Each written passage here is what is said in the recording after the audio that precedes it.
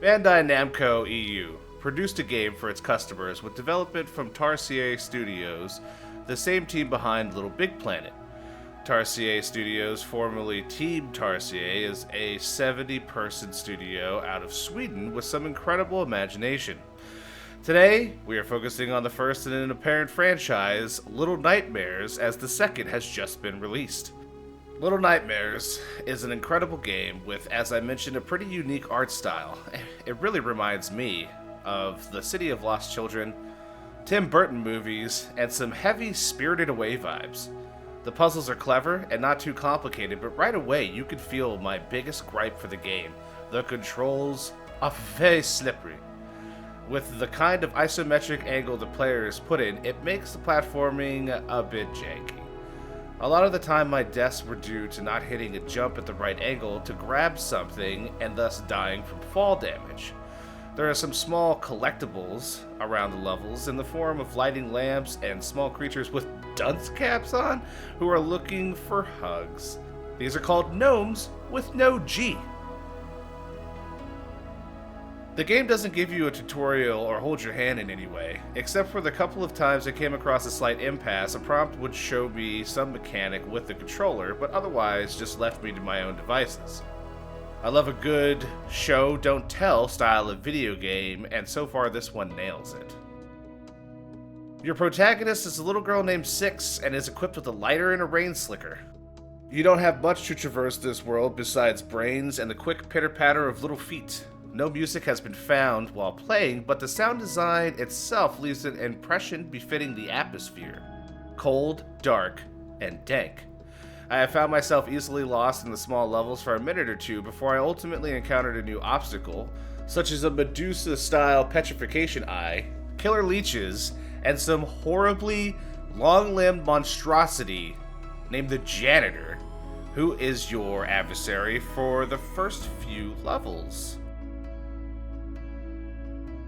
There is a mechanic where Six gets hungry and must eat, which is interesting, but smells of a trap as soon as it is introduced. As you continue through the game, you meet very few new creatures, and the puzzles you do come across balance well with the ones that you are introduced to.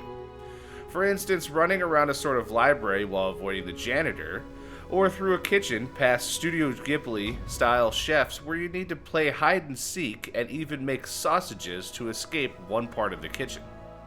Ultimately, the game leads to the top of the ship called the Maw, housing child-eating grotesque guests and the lady, a geisha-styled madam who Six has a dream of when you first start the game.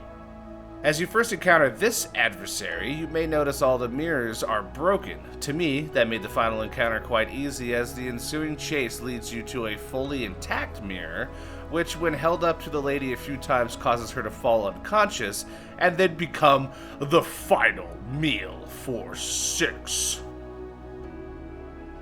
Here are my gripes, however. The slippery movement paired with the specifically focused camera makes the essential game design choice, platforming, a bit janky. For me, however, in a game where the platforming is crucial, the fact that it is so janky at times makes it a bit off-putting, but it's not a deal breaker.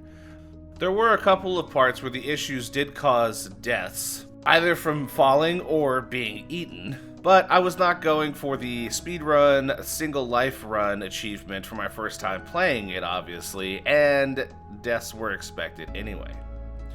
While we're on the subject of achievements, I did manage to get all of them, bar the aforementioned speedy single life run in my first playthrough, just by messing around within the game. It is good to see, however, that the achievements follow the gameplay in that they are relatively easy to get and match the tone of the game. There is one thing, however, when you throw stuff into the cook's soup pot, it's the second soup pot in the background of the big kitchen, not the first one. I spent a while trying to throw stuff into the first big pot to no avail, and then the second pot, they just sunk right in. All in all, it is a good game, albeit a bit short, but worth playing if you are subscribed to PS Now. I find it a little hard to part with $20 for the base game, especially when not including the DLC, so if you wish to go the Steam route or want to own it outright, then I would suggest waiting for a sale. In conclusion, I'm pretty happy overall with this game. The art, sound, and level design is pretty solid, only taking about an hour per level, and most of that was from continuous deaths, due to some harder sectioning. I noticed that the first level, however, is by far the hardest, with the final battle against the lady being done on my first attempt. Even as short as it is, I will be comparing future platforming games and things of this style to it as a benchmark on how to set atmosphere, generate immersion, balance characters, and creative ways to challenge your players in a purely puzzle and platforming style gameplay. This has been another Leftover Gaming Review. I hope you have a fantastic morning, afternoon, or evening, wherever you are on the globe, and remember to satiate your hunger.